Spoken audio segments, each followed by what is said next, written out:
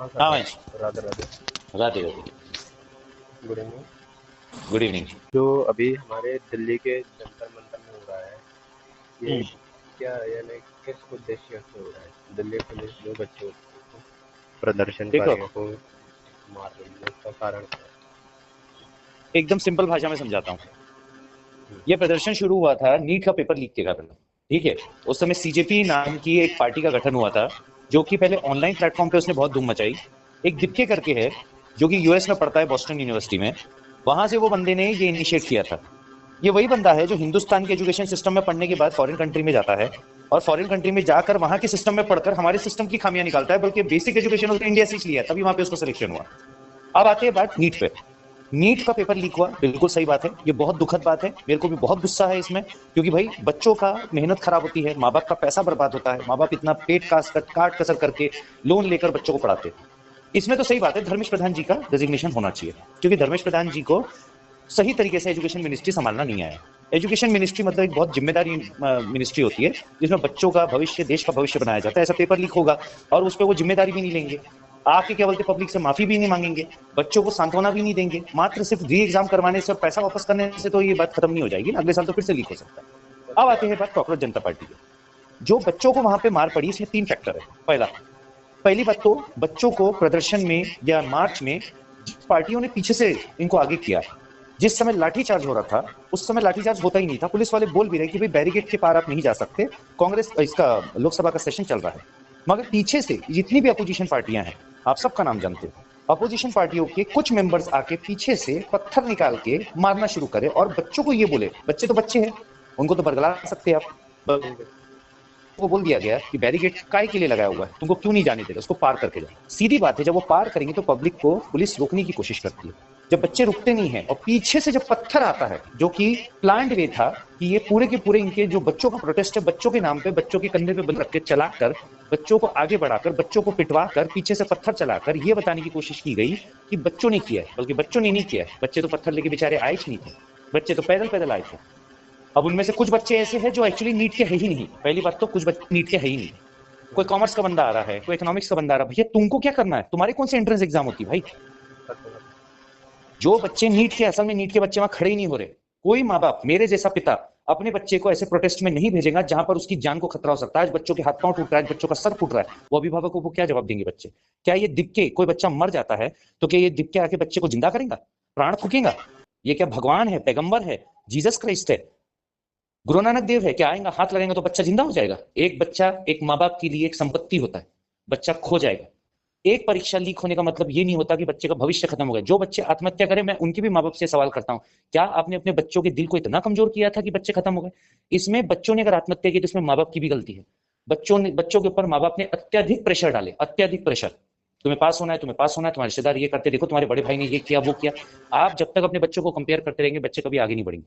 बच्चों को यूनिकनेस लाओ अपने अंदर, तुम जो कर रहे हो वो सही है, तुम्हारे लिए तुम्हारा करियर तुम्हारे हाथ में, तुमको किसी से कंपेयर नहीं किया जाएगा। आत्महत्या अपने आप हिंदुस्तान में बंद हो जाएगी। दूसरी बात, सरकार को अब ये इनिशिएटिव चाहिए कि अब के बाद कोई पेपर लीक नहीं होना चाहिए। एनटीए को सख्ती से पेपर करवाने के तरीके सिखाने पड़ेंगे। मात्र एक ऑर्गेनाइजेशन बनाकर वहां से सिर्फ पेपर को करवाना कोई मतलब नहीं है। फिर तो इससे अच्छा पहले सब स्टेट अपना अपना पीएमटी कराती थी, वैसी करवा लीजिए। एनटीए क्यों करवाया जा रहा है, नेशनल लेवल पे क्यों कराया जा रहा है, कि धांधलबाजी नहीं होनी चाहिए? तो यहाँ पर ये सारा का सारा समीकरण है। और ये जितनी भी पार्टियां, कल जो राहुल गांधी जी आ गए वहां पर और अखिलेश जी आ गए, भाई जब लाठीचार्ज शुरू हुआ तो ये सब क्यों चले गए वहां से, क्यों दिख के वहां से भाग गया? मेरा ये सवाल है, जब तुम कॉकरोच जनता पार्टी के हो, जब बच्चे मार खा रहे हैं तो तुम क्यों नहीं मार खाए? ये ऐसा कौन सा प्रोटेस्ट करने वाला है जिसने पहले प्रोटेस्ट की आग लगाया, लोगों को आगे बढ़ाया, सारी पार्टियों ने आग में घी डाले, और जब लाठियां बरसी तो सिर्फ बच्चे मार खाए, तुम भाग गए? सर ऐसे ही ये तो कोई हुआ था। तरीका है? सर है? ऐसे ही तो हुआ था सर। अभी वो काका सिंगर आए थे और बड़े बड़े एक्टर आए थे, लेकिन उन्होंने सांत्वना दिया था, ये नहीं बोला था कि तुम जाकर उन पर अटैक करो या फिर पत्थर फेंको। और ना ही वो ये बोलना चाह रहे थे कि भाई तुम इतना ज्यादा भड़क जाओ कि उन्हीं को वो कर दो, एकदम फोर्सफुल कर दो। मेरा सबसे पहला सवाल ये है वंश, हम्म, वहां पे पहली बात तो नीट के बारे में बात ही नहीं हो रही है। नहीं। वहां पे कभी क्या बोलते हैं, आप पार्टी के नेता आ जाते हैं, कभी कांग्रेस के नेता आ कभी जाते हैं, हाँ। कभी लेफ्ट विंग के लोग आ जाते हैं, कभी कम्युनिस्ट दल वाले आ जाते हैं, कभी कुछ नहीं तो भैया कश्मीर के प्रोटेस्टेंट आ जाते हैं। भैया ये नीट का तुम करने के लिए बैठे हो कि दुनिया भर के पूरे हिंदुस्तान के जितने मैटर है उसको मैटर को वहां उठाने बैठे हो? असल में जितनी भी पॉलिटिकल पार्टियां हैं, ये बच्चों के नीट के बहाने उनके कंधे पे बंदूक रख के अपने मुद्दे चला दिए। नीट का मुद्दा बिल्कुल संवेदनशील है, बिल्कुल होना ही चाहिए। मैं बोलता हूं धर्मेश प्रधान जी को हटाकर एक अच्छे व्यक्ति को लाए। मैं नहीं बोलता धर्मेश प्रधान जी खराब है, भाई अच्छे व्यक्ति होंगे, मगर हाँ, शिक्षा मंत्री के तौर पे वो सक्सेसफुल नहीं रहे। उनकी जगह पे एक व्यक्ति ऐसा लाओ, जैसे इकोनॉमिस्ट के लिए आपने, फाइनेंस मिनिस्ट्री के लिए आपने डॉक्टर निर्मला सीतारमण को रखा है जो इकोनॉमिस्ट है, एच जयशंकर को आपने एक्सटर्नल अफेयर्स में रखा है, फिर धर्मेश प्रधान जी की जगह भी एक ऐसे इंसान को लेकर आओ जो कोर एजुकेशन से ताल्लुक रखता है, जो हाईएस्ट डिग्री रखता है, जो डॉक्टरेट रखता है। वो इंसान जब बैठेगा तो सारी चीजें व्यवस्थित हो जाएगी, किसी बच्चे को तकलीफ नहीं होगी, किसी बच्चे के करियर के साथ खड़ा। और मैं सभी माँ बाप से, तुम्हारे माध्यम से मैं सभी माँ बाप से ये हाथ जोड़ के पैर पड़ के विनती करता हूं, कृपया करके अपने बच्चों को कांग्रेस जनता पार्टी के प्रोटेस्ट में ना भेजें, वरना अगर आप अपने बच्चों को वहां खो बैठेंगे, गलती से लाठी सर पे लग गई, पैर में लग गई, बच्चे अपाहिज हो जाएंगे और उनका पूरा करियर खराब हो जाएगा। सीधी सिंपल सी बात है, अनुच्छेद में हमारे कॉन्स्टिट्यूशन में लिखा है कि लाठी चार्ज के समय पुलिस ये नहीं देखती कि वो बच्चा है, बूढ़ा है, बुजुर्ग है, रिपोर्टर है कि नेता है कि आम नागरिक है, वो पिटता है, वो सिर्फ पिटता है। और वो तब तक पिटता है जब तक या तो वो सरेंडर नहीं कर देता है या तो वहां से भाग नहीं जाता है। सर आपने तो देखा होगा आज सवेरे का मेरा स्टेटस मैंने उसमें डाला था, एक 16 साल की बच्ची थी स्कूल वाली, उसे इतना जहरीले से पीटा गया था पुलिस के द्वारा लाठी चार्ज में। तो मेरे को एक मिनट अभी मैं क्रॉस करता हूँ। कितने साल की बच्ची थी वो? सर 16-17 साल की। 16 साल की बच्ची नीट देती है क्या? नहीं। 18 साल की जब होने वाला रहता है ना बच्चा, जब वो 18 साल में जब 12वीं क्लियर करता है या 12वीं जब अपियर करता है तब वो देता है, 17.5 साल में देता है। 16 साल की बच्ची वहां क्या कर रही है? यही तो नहीं समझ में आ रहा। नहीं, ये समझ में नहीं आ रहा है। 17 साल के बच्चे क्यों जा रहे हो? ये माँ बाप की गलती है। जब माँ बाप अपने बच्चों को स्कूटी और बाइक देकर बाहर भेज देते और ये नहीं पूछते तुम कॉलेज जा रहे हो कि ट्यूशन जा रहे हो, तो बच्चे जाके कांग्रेस जनता पार्टी के प्रोटेस्ट में जाके बैठ जाते। 16 साल 15 साल के बच्चे का वहां क्या काम है? 16 साल 15 साल के बच्चे को इतना अनुभव नहीं होता कॉम्पिटेटिव एग्जाम्स का। 16 साल का बच्चा जो होता है वो भी कॉम्पिटेटिव एग्जाम की तैयारी कर रहा है, वो अपने पेपर लीक हो जाएगा, ये हो जाएगा, वो प्रोटेस्ट के लिए नहीं बना है, वो पढ़ने के लिए बना है। ये माँ बाप के, अभिभावकों की गलती है कि वो अपने बच्चों को वहां पे जाने दे रहे हैं। अपने बच्चों को बिल्कुल ना जाने दे। अगर आप अपने बच्चों को जिंदा देखना चाहते हैं ना तो ऐसे प्रोटेस्ट में ना भेजें।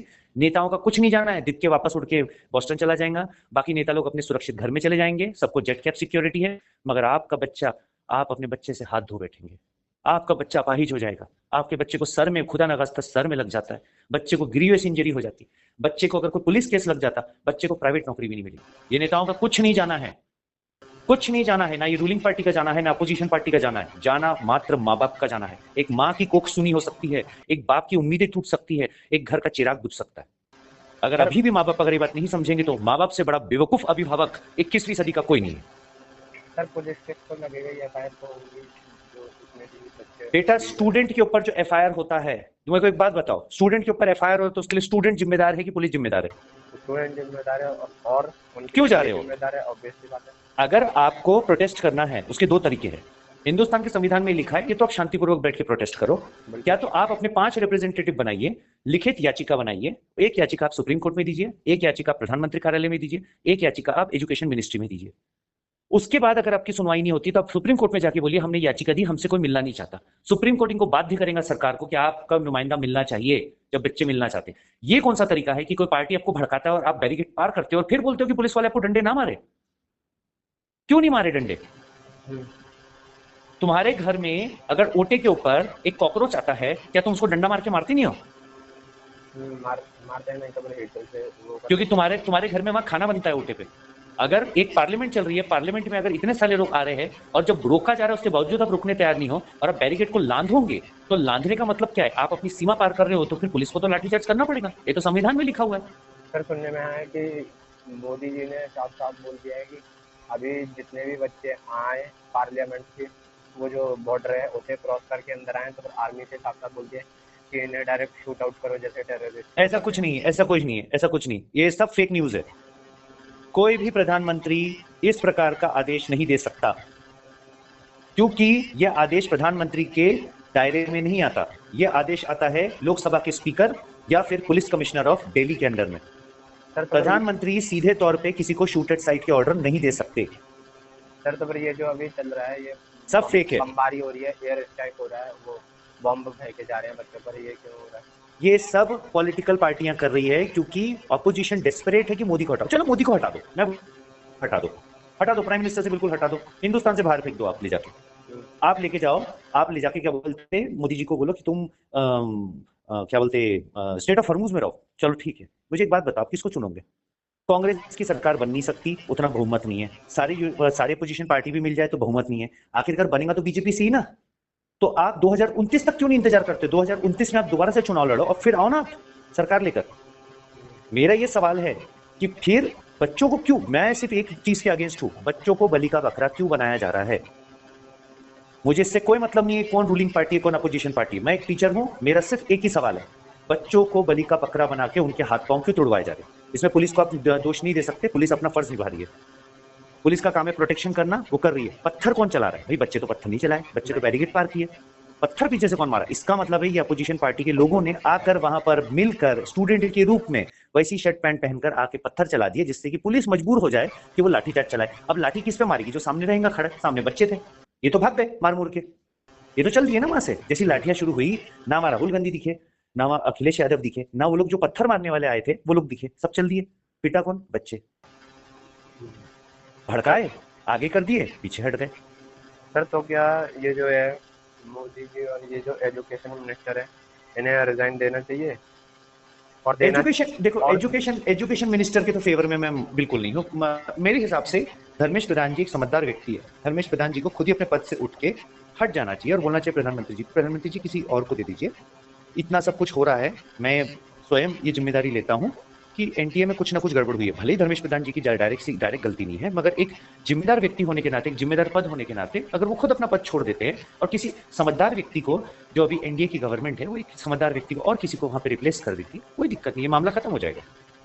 ये मामला खत्म हो जाएगा सर ये मामला नहीं बढ़ेगा। ये जो प्रोटेस्ट हो रहा है इसमें सारे एक्टर आ गए आपके। इनका क्या काम है? नहीं, इनका क्या काम है मुझे बात बताओ। मैं एग्जांपल देता हूँ। आलिया भट्ट स्टेटमेंट दे रही है, जिंदगी में खुद ने कभी 12th पास नहीं करी। जितने एक्टर एक्ट्रेसेस है, इन किसने 12th पास कर लिया? किसने ग्रेजुएशन पूरा कर लिया? इनका रिकॉर्ड उठा के देखेंगे, इनको अच्छी इंग्लिश बोलना आता है, इसका मतलब ये नहीं कि ये लोग पढ़े लिखे हैं। ये सब कमा रहे हैं। विजय ने कर लिया, विजय जो एक्टर है, Vijay Thalapathy is a responsible chief minister. और सर मेरे अकॉर्डिंग उसी को एज अ इंडिया का पीएम बनना है। नहीं बना सकते बेटा, नहीं बना सकते। क्यों नहीं बना सकते? ख्वाब देखना बहुत आसान है। टीवी जो उसकी पार्टी है, वो पार्टी अभी रीजनल पार्टी है, नेशनल पार्टी नहीं है। जब प्राइम मिनिस्टर या प्रेसिडेंट बनाया जाता है किसी भी जगह का, जब आप एक कॉन्स्टिट्यूशनल पोस्ट में सेंट्रल गवर्नमेंट में बैठाते हो, तो सेंट्रल गवर्नमेंट में सबसे पहले आप एक नेशनल पार्टी होना चाहिए। अगर आप नेशनल पार्टी नहीं है, आप रीजनल पार्टी है, तो आप समर्थन से बैठोगे, मगर अगर समर्थन भी उतना मजबूत आपके पास नहीं है, तो आपको वहां तक नहीं पहुंच सकते। इतना आसान अभी फिलहाल थेलेपति के लिए, यानी थेलेपति विजय के लिए अभी कम से कम अगले 15 से 20 साल इतना रास्ता आसान नहीं है सर, काफी कठिन है। लेकिन मेरे हिसाब से जो मैं देखा है, मेरे अकॉर्डिंग विजय थलापति आए, काका आए, और एक और थे, वो क्या नाम है एक्टर, राजेश थे या राजमोहन जी थे, वो आए। ये जो जो बातें बोल कर गए, इन्होंने सही बात बोली कि आप सपोर्ट करो, आप समर्थन दो, प्रोटेस्ट करो, लेकिन पत्थरबाजी, लड़ाई, बिल्कुल सही। देखो, इस तरीके से मत करो। मैं तुमको वही बता रहा हूँ Vansh. Thalapathy Vijay is an educated person. South के जितने भी नेता है ना, दीज आर हाईली एजुकेटेड। ये लोग अपनी भली फिल्मों में एक्टिंग करते हैं, मगर ये पढ़े लिखे बहुत अच्छे हैं। तो ये कभी भी आके बच्चों को भड़काएंगे नहीं। बच्चों को ये बोलेंगे बेटा प्रोटेस्ट करो, मगर हाथापाई नहीं, मारापीटी नहीं, पत्थरबाजी नहीं, धूम धड़ाका नहीं, शांति से प्रोटेस्ट करो। और they know the process how education is concerned. They will not talk these kinds of nonsense thing कि जाओ पत्थर उठा लो, वहां से पत्थर ले लो, वहां से मिट्टी ले लो। ये बात नहीं करते लोग साउथ में। अब मैं खुद एक साउथ इंडियन हूँ, मैं कभी भी लोगों को ये कभी नहीं बोलता कि तुम पत्थरबाजी करो। मैं लोगों को बोलता हूँ बेटा आप लीगली जाओ, कोर्ट में जाओ, सही तरीके से एप्लीकेशन दो, अपनी सुनवाई सही तरीके से। आप लीगली जाओगे, आपको कोर्ट का सपोर्ट रहेगा। आप इलीगली जाओगे, आप यही कोर्ट आपको खड़े करके सेंट्रल जेल डाल देगा। अकॉर्डिंग टू लॉ चलो, नॉट अकॉर्डिंग टू लॉ चलो। भाई हिंदुस्तान का संविधान बना है, संविधान के अनुसार चलो ना, उसमें आपको अधिकार दिए गए हैं।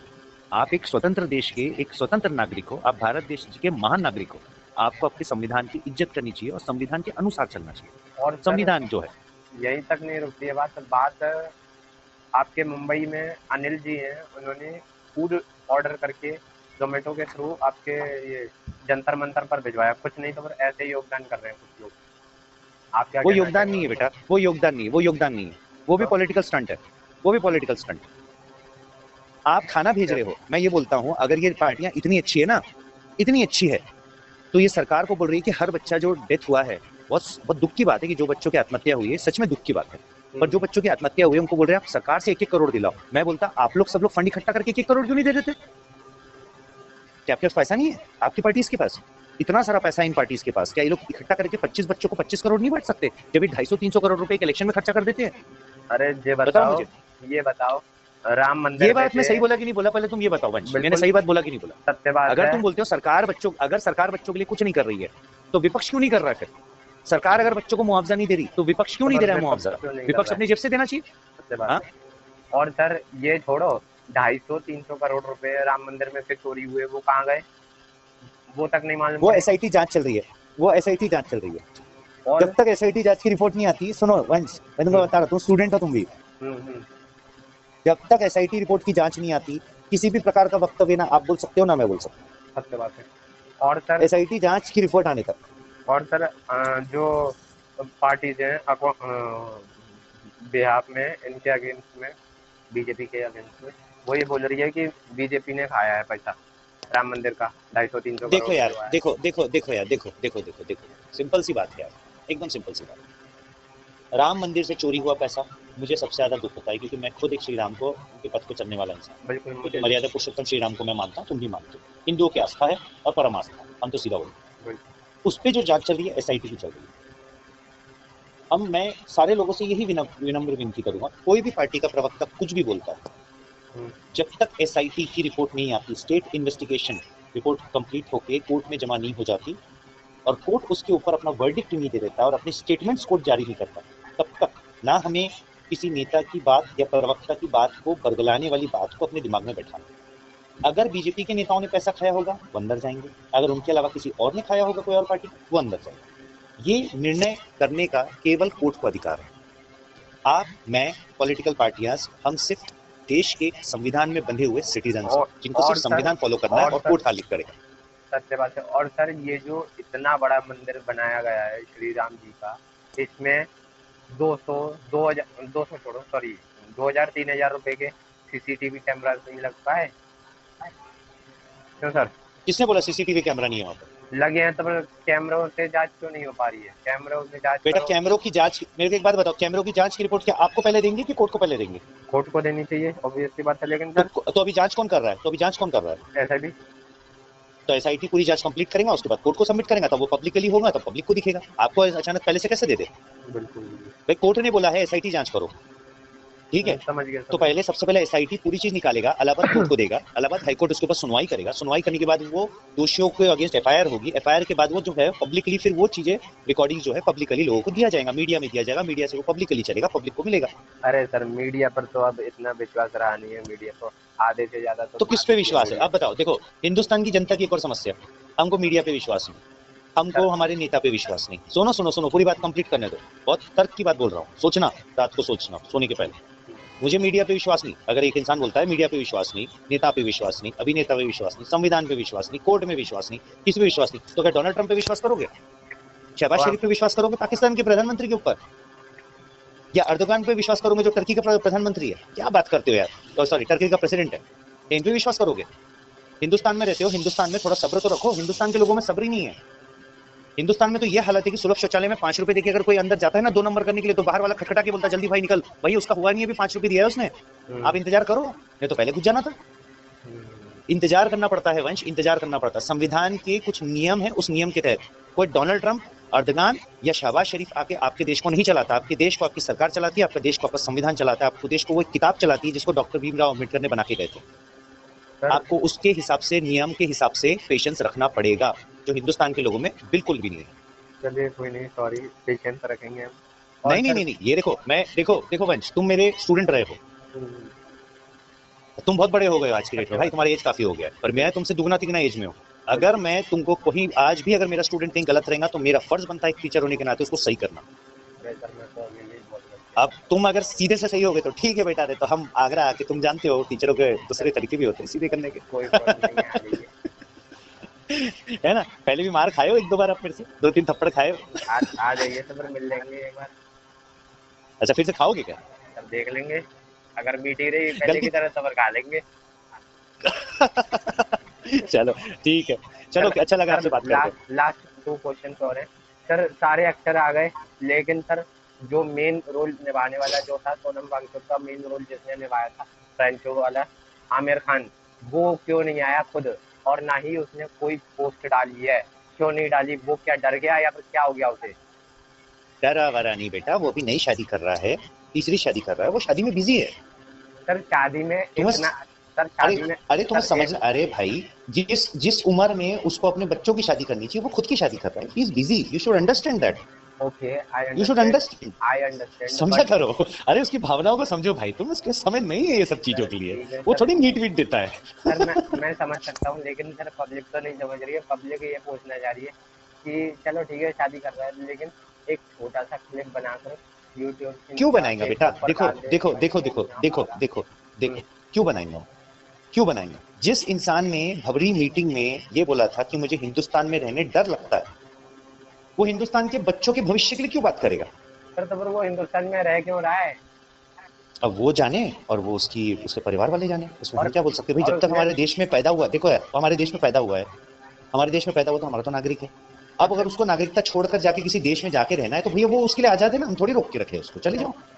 सर जब अगला बंदा पूरे मीडिया के सामने खुल्लम खुला कह सकता है कि मैं भारत का नहीं हूँ रहने वाला, तो क्यों वो ऐसे बोल रहा है कि भाई मुझे मुझे नहीं, मतलब मैं नहीं जानता? तो फिर भाई उसने, जबकि सोनम वांगचुक सर के हाथ से अवार्ड लिया, तब भी बोल रहा है कि मैं नहीं जानता सोनम वांगचुक कौन है। आपके दादा दादी ने आपको एक कहावत सिखाई होंगी, याद है? कौन सी? कुछ याद है क्या? जिस थाली में खाए उस थाली में छेद करो। हाँ हाँ बोले तो। बस अब आमिर खान के लिए वही कहावत है, आप समझ जाओ। समझ जिस देश में रह के वो करोड़पति बना, नेशनल अवार्ड मिला उसको सरफरोश के लिए, बेस्ट एक्टिंग के कई सारे फिल्म फेयर अवार्ड मिले, लोगों ने उसके लिए पब्लिक ने उसके लिए ताली बजाई, लोगों ने उसकी पिक्चरें देखी, हाउसफुल करी। उस देश को बोलता है वो अगर उसका देश नहीं है तो भैया वो जाने और उसका परिवार जाने और उसकी मानसिकता जाने कि वो किस प्रकार की मानसिकता है। उसमें तो अपन कोई टिप्पणी कर नहीं सकते, वो उसके पर्सनल ओपिनियंस है भाई, उसको अच्छा नहीं लगता हमारा देश, वो आजाद है, कहीं जाना चाहे जा सकता है, कोई मना ही नहीं। हम तो आज भी उसको एक्टर के रूप में मानते हैं, हम तो आज भी उसकी इज्जत करते हैं, हम आज भी उसको मिस्टर परफेक्शनिस्ट मानते हैं। अब वो अगर हमारे देश को अपना नहीं मानता है तो हम उसके लिए क्या कर सकते हैं? हम जबरदस्ती तो उसको अपना बोलने के लिए नहीं लगा सकते। सर एक, डिक्टेटरशिप थोड़ी हमारे देश में, डेमोक्रेसी है। बिल्कुल बिल्कुल सर, एक एक्टर आए थे जिनका मैं बीच में बोल रहा था, सर नाम ध्यान नहीं आ रहा था मुझे, नाम ध्यान आ गया अभी। प्रकाश राज, बहुत बड़े हाँ। एक्टर हैं, आप भी जानते होंगे। हम्म। उनकी हम्म। A to Z मूवियाँ मैंने देखी है, काका सिंगर है, उसका हर एक हम्म। गाना मैंने सुना है। ये दोनों आए हम्म। थे, इन्होंने बोला कि शांति से महात्मा गांधी जी की तरह प्रदर्शन करो, हम्म। लाठी हम्म। चार्ज मत करवाना, डंडे हम्म। पत्थर मत फेंकना, जिससे हम्म। हमें और सोनम वांगचुक सर को तकलीफ हुए। सर आप इस पर कुछ टिप्पणी या फिर कुछ हमें बेटा समझा नॉलेजेबल के, चीज बताएंगे? सब समझाने के बाद बच्चों ने तो नहीं किए ना, मैं अभी बोल रहा ना, बच्चों ने नहीं किए, सर तो फिर जो बच्चों ने नहीं किए।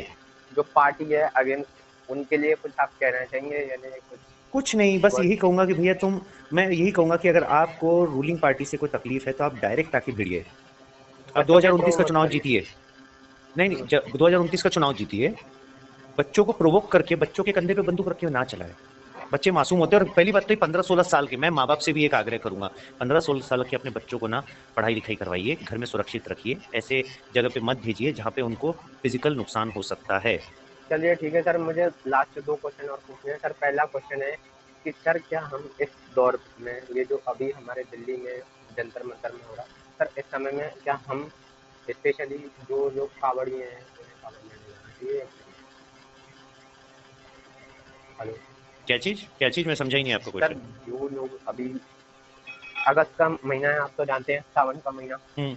हम्म। हम्म। इसमें कावड़ लेने जो लोग जाने की इच्छा रख रहे हैं, उन्हें जाना चाहिए या फिर नहीं जाना चाहिए? क्योंकि सर दिल्ली का जो भाई सीन चल रहा भाई है उसमें तो। भोलेनाथ के इसमें जाइए, कावड़िया लेके जाइए, कावड़िया ले जाने के बाद भोलेनाथ से ये बोलिए कि जो बच्चे इस दुनिया से चले गए, जिनके साथ नीट में पेपर लीक के कारण वो अपना दुख मतलब सह नहीं पाए, वो बच्चे टूट गए अंदर से, वो बच्चे दुनिया से चले गए, तो भगवान उनकी आत्मा को शांति दो, उनके माता पिता को शक्ति दो, और हो सके तो उन बच्चों की आत्मा को दोबारा इस धरती पे जरूर लाओ, मगर अब की बार उनको सक्सेसफुल बनाओ और उनकी अधूरी इच्छाएं पूरी करो। बस मैं यही बोलूंगा कि कावड़िया में, और जाके कावड़िया में ये तक बोला जाए कि भाई जितने बच्चे आज पढ़ रहे हैं, जितने छोटे छोटे बच्चे आज पैदा हो रहे हैं जो आगे जाके स्टूडेंट्स बनेंगे, सारे बच्चों को दीर्घायु मिले, स्वस्थ रहे, अच्छा खाना खाए, अच्छी पढ़ाई करे, अच्छे कपड़े पहने, देश का भी नाम करे, अपने माता पिता का भी नाम करे और खुद का भी नाम करे। बस मैं इतना करूँगा। मैं खुद स्वयं इस बार जाने वाला हूँ साबरमती। जाइए, बिल्कुल जाइए, भोलेनाथ से सबके लिए प्रार्थना कीजिए, बिल्कुल। पूरे और हिंदुस्तान के बच्चों के लिए प्रार्थना कीजिए। आप स्टूडेंट हो, आप पूरे बिल्कुल। स्टूडेंट्स के लिए प्रार्थना कीजिए, बिल्कुल कीजिए, अच्छी बात है। और सर भोलेनाथ सबकी सुनते हैं।